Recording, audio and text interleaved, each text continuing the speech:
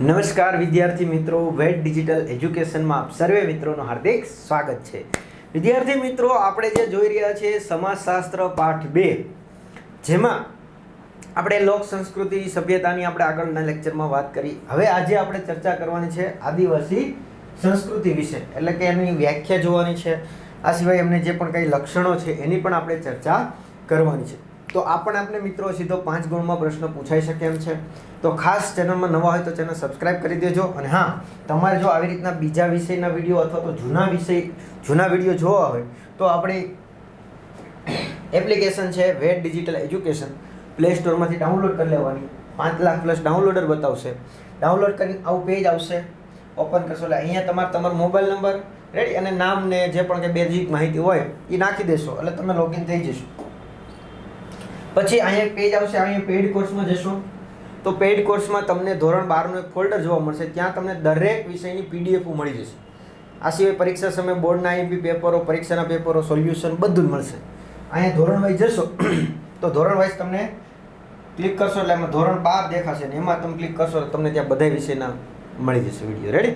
તો ત્યાંથી તમને લાઈન ટુ લાઈન મળશે એટલે તમારે જો આગળના ચેપ્ટર જોવા હોય અથવા તો આગળના ભાગ જોવા હોય તો એ પણ તમે ત્યાંથી સરળતાથી જોઈ શકશો.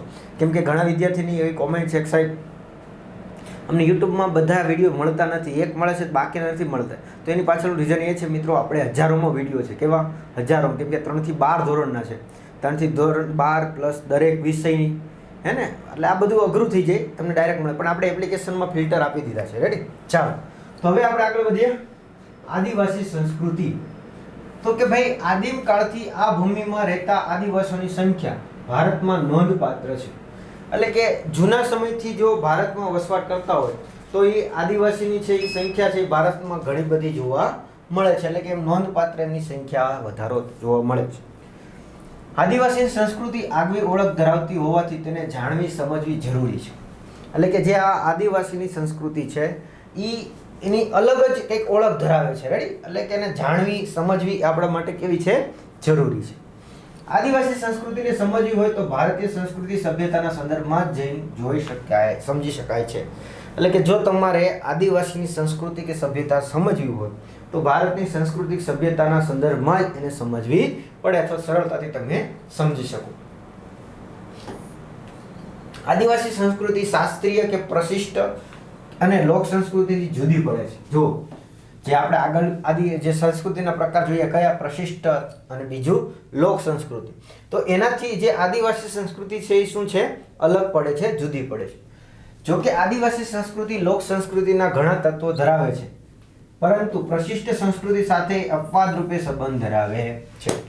એટલે કે આમ જોવા જઈએ તો આદિવાસી સંસ્કૃતિ છે એ ક્યાંક ને ક્યાંક લોક સંસ્કૃતિ સાથે થોડા ઘણા રિલેશન ધરાવે છે, પણ જે પ્રશિષ્ટ છે સંસ્કૃતિ છે એની સાથે કોઈ રિલેશન ધરાવતી નથી. એટલે કે અપવાદરૂપ છે ગણવામાં આવે છે.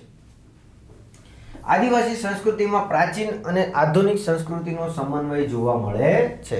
એટલે કે જે આ આદિવાસી સંસ્કૃતિ છે એમાં પ્રાચીન અને આધુનિક, રેડી? એટલે પ્રાચીન સમયની સંસ્કૃતિ અને આધુનિક સમયની સંસ્કૃતિનો સમન્વય જોવા મળે, મિક્સિંગ જોવા મળે એમ કહી શકાય. આદિવાસી સંસ્કૃતિની આગવી ઓળખ વર્ષો સુધી અકબંધ રહી છે, પરંતુ ખ્રિસ્તી મિશનરીની અસર તેમજ આઝાદી બાદની વિકાસ યોજનાને લીધે વિવિધ લોકોના સંપર્કમાં આવવાને લીધે તેમની વિશિષ્ટ સંસ્કૃતિ લુપ્ત થવાને આરે છે. શું કહે છે ભાઈ? કે ભાઈ આદિવાસી સંસ્કૃતિ છે એની આગવી ઓળખ વર્ષોથી રહી છે. રેડી? અકબંધ રહી હતી. રેડી? એમાં કોઈ કંઈ છૂટછાટ નથી, અકબંધ એમને જેમ હતી એમ જ હતી. પરંતુ ક્યાંક ને ક્યાંક જે ખ્રિસ્તી ધર્મ છે, ખ્રિસ્તી મિશનરીઓ જે છે, પાદરીઓ, રેડી? તો એ જે ભારતમાં આવેલા એ આપણે ઇતિહાસમાં જોઈશું, રેડી? વધારે પડતું કે ભારતમાં આવીને પોતાના ધર્મનો પ્રચાર કરવાનો પરિવર્તન લાવ્યા. રેડી? આ લોકોને પરિવર્તન કર્યું, ખાસ કરીને આદિવાસી પ્રજા ઉપર વધારે ફોકસ કરેલું. એનું કારણ શું હતું કે આદિવાસી પ્રજા છે એ જંગલોમાં પહેલેથી વસવાટ કરતી, તો એમને અમુક સુવિધાઓ આપેલી, થોડીક લાલચ આપેલી અને એના આધારે પોતે ધર્મ પરિવર્તન કરાવ્યું, એવું બધું ઘણું થયું. આ સિવાય તો કે સમયાંતરે જે ભારત આઝાદ થયો પછી જે અલગ અલગ ભારતને વિકાસ કરવા, અલગ અલગ વિસ્તારોમાં વિકાસ માટે યોજનાઓ લાવવામાં આવી. તો આને લીધે છેલ્લે એવું થાય છે કે અત્યારે જે આદિવાસી સંસ્કૃતિ છે એ લુપ્ત થવાના આરે જોવા મળે છે. એટલે કે હવે ધીમે ધીમે લુપ્ત થતી જાય છે. કેમ કે હવે એ લોકો છે એ પોતે જાળવી શકતા નથી, કેમ કે ઘણા એમાંથી શું થઈ ગયા છે, પોતે જે છે એ આદિવાસી છે એમાંથી પરિવર્તન લાવવા મળ્યા છે, પોતે આધુનિક યુગ પ્રમાણે જે સમયાંતરે સમાજમાં બની રહી છે એ પણ તે નવું નવું અપનાવી રહ્યા છે. એટલે ક્યાંક ને ક્યાંક પોતાની સંસ્કૃતિ હવે ધીમે ધીમે લુપ્ત થતી જાય છે. ચાલો જોઈએ આદિવાસી સંસ્કૃતિની વ્યાખ્યા કોણે આપેલી છે? ભાઈ ભૂપેન્દ્ર બ્રહ્મભટ્ટે. તો કે ભાઈ પ્રકૃતિ સાથેના સીધા સંપર્ક અને પર્યાવરણની સમતુલા જાળવતી જીવન રીતિને મહત્વ આપતી, સામૂહિક ઉત્સવો, ઉજવણી, નાચગાન, સામૂહિક જીવનનું પ્રભુત્વ ધરાવતી સંસ્કૃતિ એટલે આદિવાસી સંસ્કૃતિ. તો કે આદિવાસી સંસ્કૃતિની વ્યાખ્યા જે બ્રહ્મભટ્ટે આપેલી છે એટલે શું?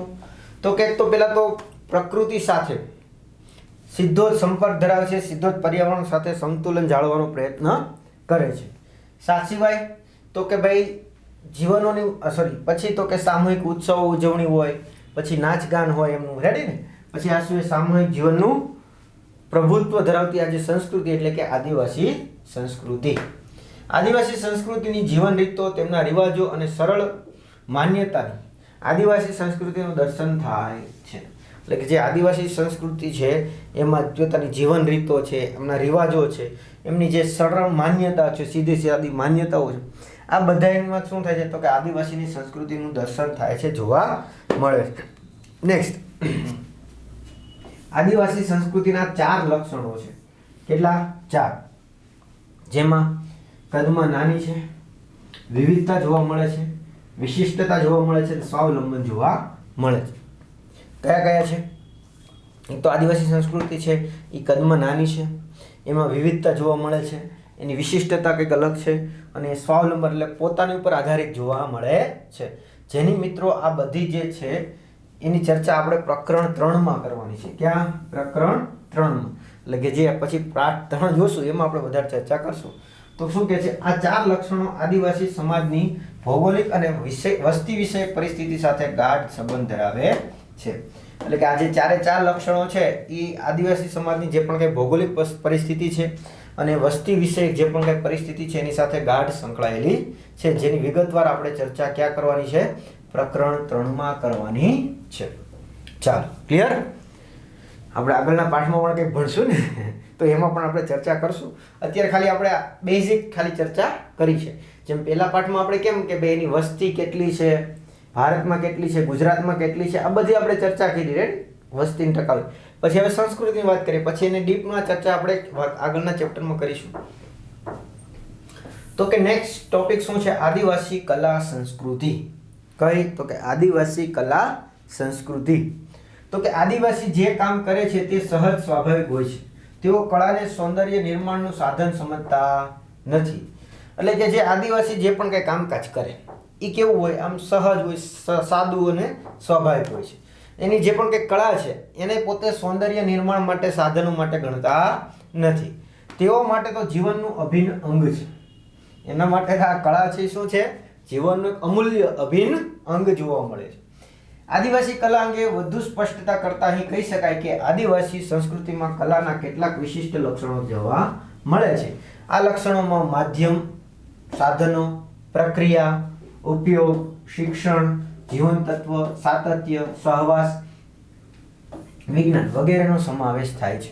એટલે કે જે આદિવાસીના જેટલી કલા વિશિષ્ટ જે લક્ષણો છે એમાં કયા કયા લક્ષણોનો સમાવેશ થાય? તો કે માધ્યમ છે, કોઈ પણ માધ્યમ હોય, સાધનો હોય, એની પ્રક્રિયા, એનો ઉપયોગ, શિક્ષણ, એનું જીવન તત્વ, સાતત્યપણું, સતતપણું, હે ને, સહવાસ અને વિજ્ઞાન. તો આ બધાનો છે એ આદિવાસીના વિશિષ્ટ કલા લક્ષણમાં જોવા મળે છે, સમાવેશ થાય છે.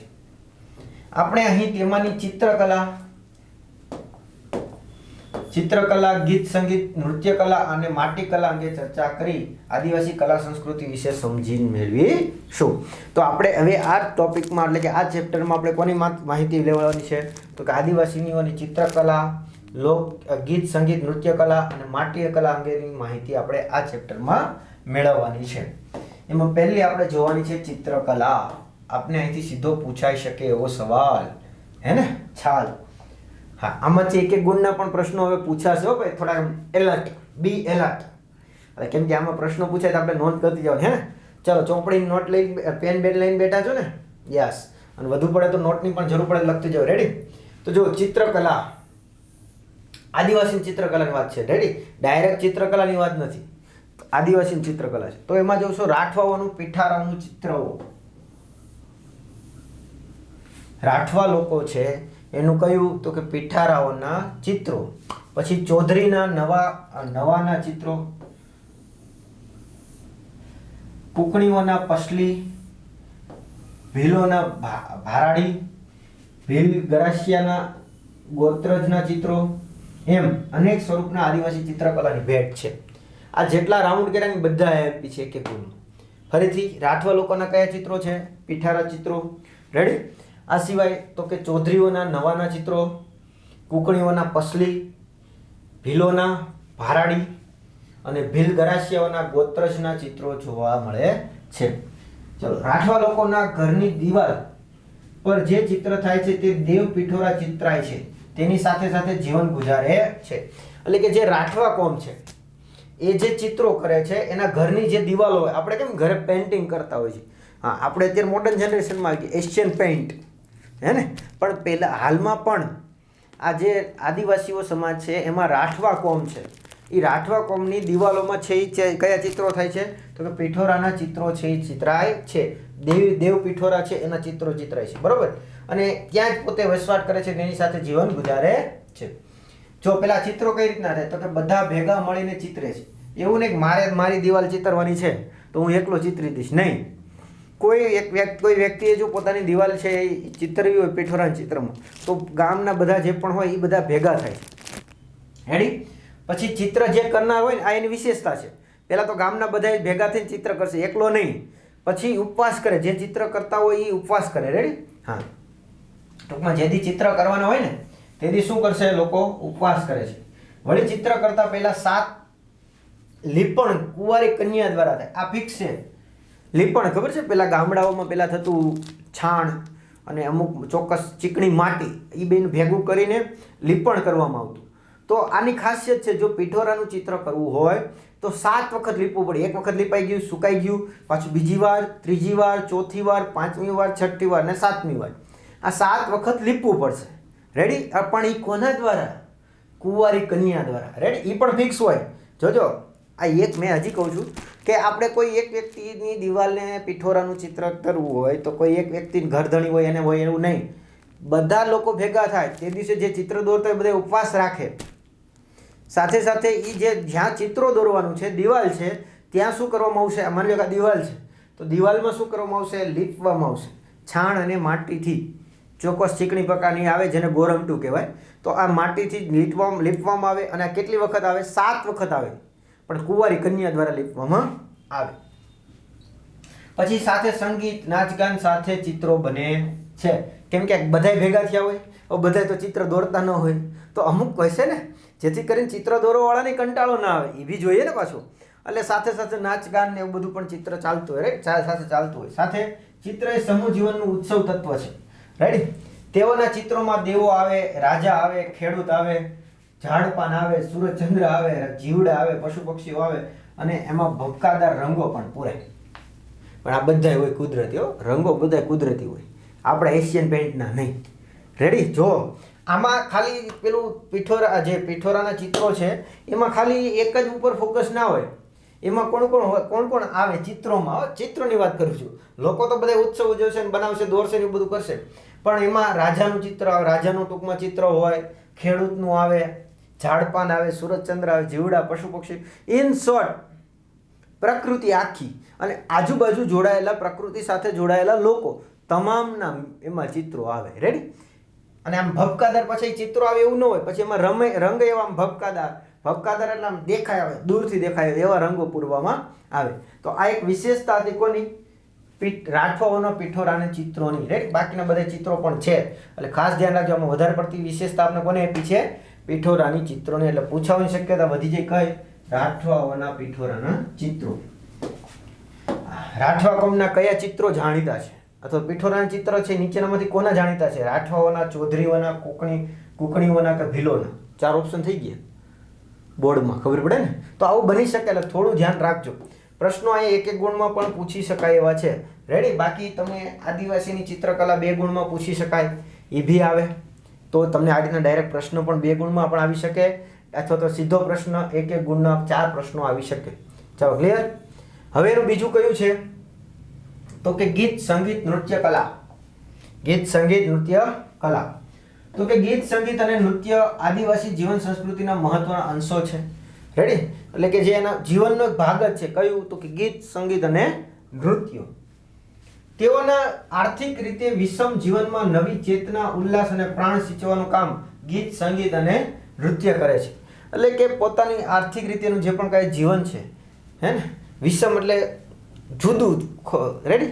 જુદું જે જીવન છે આર્થિક દ્રષ્ટિએ સ્વાભાવિક છે કે એ લોકો બીજા સમાજ અલગ છે ને એની રીતના પોતાની અલગ સંસ્કૃતિ સભ્યતા છે. એમાં નવી ચેતના, નવા પ્રાણ આપવાનું કામ કોણ કરે છે? ઉલ્લાસ. રેડી. પ્રાણ આપવાનું કામ કરે છે ગીત છે, સંગીત છે ને નૃત્ય છે. આદિવાસીની સંગીત કલામાં તેમના સંગીતના જુદા જુદા વાદ્યોનું ખૂબ મહત્વ જોવા મળે છે. એટલે કે જે આદિવાસીનું સંગીત છે એમાં ખાસ કરીને વાદ્યો વધારે અલગ વિચિત્ર છે અને એ ખૂબ જ ફેમસ છે. આ વાદ્યોમાં લાકડાના, હાડકાના અને ચામડાનો ઉપયોગ થાય છે અથવા બને છે. એટલે કે જે આ વાજિંત્રો છે અથવા તો જે પણ કંઈ આ સાધનો બન્યા હોય એ વાદ્યો બન્યા હોય, શેના બનેલા હોય તો કે લાકડાના, પછી તો કે હાડકાના, હે ને, અમુક પશુઓના કે હાડકા હોય, અથવા તો ત્રીજું એનું ચામડાનું, એનો ઉપયોગ કરીને આ બધા વાજિંત્રો બનાવવામાં આવતા હોય છે. તેઓના સંગીત વાદ્યોમાં ચર્મ વાદ્યોના ઢોલો, ડોબરું, નગારું વગેરેનો સમાવેશ થાય છે. તો સુશીર વાદ્યમાં વાંસળી, શંખ, શરણાઈ, ભૂંગળનો સમાવેશ થાય છે. એટલે કે જે આદિવાસીઓના વાદ્યો છે એમાં જે ચર્મ વાદ્યો છે, ચર્મ એટલે ચામડા ઉપરથી બનાવવામાં આવ્યો એ. રેડી. એમાં ઢોલ, ખબર છે ને, ઢોલ ચામડાનો બનાવેલો હોય પેલું, પછી ડોબરું છે, નગારું છે વગેરે એમાં સમાવેશ થાય. પછી આ સિવાય સુશીર વાદ્ય છે તો એમાં જે ફૂંક મારીને વગાડી શકે, હે ને, તો કે વાંસળી છે, શંખ છે, શરણાઈ છે, ભૂંગળનો સમાવેશ થાય છે. રેડી. ભૂંગળ જેવું ટાઈપ હોય. આ સિવાય તંતુ વાદ્ય એટલે પેલું તાર, હે ને, આમ તાર વગાડતા હોય, પેલું ગિટાર વાળું નહીં, ગિટાર વાળું નથી. રેડી. એટલે તાર વાળું છે. તો આ તારનો થતો તંબુરો આવે, સારંગી આવે, બોરનો સમાવેશ થાય. તથા ડોબરું, ત્રાસા, મંજીરા વગેરે સંગીત વાદ્યો સાથે તેમના લોકગીતો જે ઋતુઓ, દેવો અને સામાજિક જીવનને વણી લેતા ગીતોનું તેમને સતત ગાન કરતા રહે છે. એટલે કે આ બધા વાદ્યો સાથે સાથે જે પણ કંઈ ગાવામાં આવે એમાં લોકગીતો હોય, ઋતુઓ હોય, એનો સમાવેશ થાય, દેવી દેવતા હોય, સામાજિક જીવન હોય, આ બધાનો એમાં સમાવેશ કરી લેવામાં આવતો હોય છે. શેમાં તો કે આ જે સતત જે ગાન કરતા રહેતા હોય અથવા તો આદિવાસી જે સંસ્કૃતિ છે એના જે ગીતો છે, એમાં નૃત્ય છે, કલા છે, રેડી, સંગીત છે, એમાં આ બધાનો સમાવેશ થતો હોય છે. આદિવાસીઓના જીવનમાં નાચ ગાનનું ખૂબ જ મહત્વ છે. તેઓના નૃત્ય સામૂહિક હોય છે, જેમ કે ઘેરાયા નૃત્ય, ડાંગ જિલ્લાનું તારફા નૃત્ય, ડાકણી નૃત્ય, ડોબરું નૃત્ય વગેરે જોવા મળે છે. તો કે સ્વાભાવિક છે કે આ લોકોને આ લોકોનું નાચવું એટલે સામાન્ય વસ્તુ છે. રેડી. હા. એટલે ટૂંકમાં આ લોકોનું નાચ ગાન તો ખૂબ જ મહત્વ પહેલાં તો જીવનમાં છે. અને આ નાચ ગાન આ લોકોનું એકલા ન હોય, સામૂહિક હોય. કેવું હોય? સામૂહિક. એટલે બધા ભેગા થઈને સાથે નાચગાન કરતા હોય. એમાંના કેટલાક અહીંયા આપણે આપ્યા છે કે ઘેરાયો નૃત્ય છે, ડાંગ જિલ્લાનું તારફા નૃત્ય છે, રેડી, ડાંગ જિલ્લાનું, પછી ડાકણી નૃત્ય છે, ડોબરું નૃત્ય છે. આ બધા નૃત્યો છે એમાં સામૂહિક નૃત્યો જોવા મળે છે. કોના? આદિવાસીઓના. કયા? તો કે લોક સંગીત નૃત્ય કલાના આધારે. ચાલો રેડી. નેક્સ્ટ છે માટી કલા. તો આદિવાસીઓમાં વિશિષ્ટ માટી કલા સંસ્કૃતિ જોવા મળે છે. તેઓ માટીમાંથી વાસણો, રમકડા, દેવ મૂર્તિઓ, રેડી, વગેરે બનાવે છે. તો કે જે આદિવાસીઓ છે સ્વાભાવિક છે કે માટી કામ સાથે સંકળાયેલા હોય. કેમ કે કોઈ પણ વાસણ ને આન તેન બધું બનાવવાનું હોય, જરૂરી સાધન સામગ્રી, તો એ માટીમાંથી જ બનાવવામાં આવતા હોય. તો એ પણ એક સાથે જોવા મળે. એમાં ખાસ કરીને વાસણો જોવા મળે છે, રમકડા એના જોવા મળે, દેવ મૂર્તિ એટલે કે ભગવાનોની મૂર્તિ, હે ને, એ પણ બનાવતા હોય છે માટીમાંથી. ગુજરાતમાં પોશીના વિસ્તારમાં ભીલ ગરાસિયા માટીના ઘોડાઓ દેવ અને દેવને ચડાવે છે. જો જે ગુજરાતમાં છે પોશીના વિસ્તાર છે, કયો? પોશીના. એમાં કઈ જ્ઞાતિના લોકો? ભીલ ગરાસિયા. એ માટીના ઘોડા છે એ દેવને ચડાવતા હોય છે. માનતાઓ કરતા હોય ને, હા, તો માટીના ઘોડા ચડાવતા હોય છે. તેઓ એ ઘોડાને જીવતા ઘોડા જેટલું જ માન આપે. સમજો, જે માટીનો ઘોડો જે દેવને ચડાવે એને જે જીવતો ઘોડો હોય એટલું જ એને માન આપતા હોય છે. ગુજરાતમાં આદિવાસી જાતિ પૈકી ચૌધરી, ગામિત, ઘોડિયા, ધોળિયા છે, ભીલ, રાઠવા સૌ માટીના ઘોડા, હાથી, વાઘ, ગાય, બળદ, પુરુષ, સ્ત્રી વગેરે મૂર્તિ બનાવે છે. એટલે કે જે ગુજરાતની જે આદિવાસી પ્રજા છે, ચૌધરી છે, ગામિત છે, હે ને, ધોળિયા છે, ભીલ છે, રાઠવા છે, આ બધા છે એ હાથી, ઘોડા, વાઘ, બળદ, પુરુષ, સ્ત્રી વગેરેના છે એ માટીની મૂર્તિઓ બનાવે છે અને એ મૂર્તિઓ દેવને ચડાવે છે. એટલે કે દેવને જે અર્પણ કરે છે, ચડાવે છે. આ સૌ પ્રકૃતિના અંશ છે તેવા ભાવ અને વિચાર આદિવાસી સંસ્કૃતિમાં હંમેશા મહત્વ ધરાવે છે. એટલે કે આ જે બધી જે પણ કાંઈ આ મૂર્તિઓની બધું બનાવે છે એ શું છે તો કે આ બધી છે એ પ્રકૃતિના શું છે, અંશ છે. શું છે? પ્રકૃતિના એક ભાગ છે, અંશ છે. અને એ આવો વિચાર રાખીને પોતે આદિવાસી સંસ્કૃતિ છે એ હંમેશા એનામાં એવો ભાવ પ્રગટેલ છે અને એને મહત્વ જાળવતા રહે છે. તો જે આદિવાસી સંસ્કૃતિ હતી એના જે લક્ષણો હતા, હે ને, કયા 3 આપ્યા છે અહીંયા તો કે ચિત્રકલા, ગીત સંગીત અને નૃત્ય કલા અને માટીકલા. એનો આપણે પરીક્ષામાં 3 ભેગા પૂછી શકાય અથવા તો 3 છે એમાંથી 2 ગુણના સવાલ નીકળી શકે, તો એને પણ થોડું ધ્યાનમાં રાખવું. આ સિવાય મેં તમને જે કીધું એ કે અલગ અલગમાં જે પણ કંઈ 2 મહત્વના કોઈ મુદ્દા આપ્યા હતા કે જે એક ગુણમાં પૂછાઈ શકે એની પણ આપણે ચર્ચા કરી છે. રેડી? નેક્સ્ટ આપણો ટોપિક છે ભારતીય સમુદાય. રેડી? જેની ચર્ચા મિત્રો આપણે હવે આવતા લેક્ચરમાં કરીશું. તો આ વિડીયો લેક્ચરમાં આપણે અહીં સુધી રાખીએ. Thank you. જય હિન્દ, જય ભારત. અસ્તુ.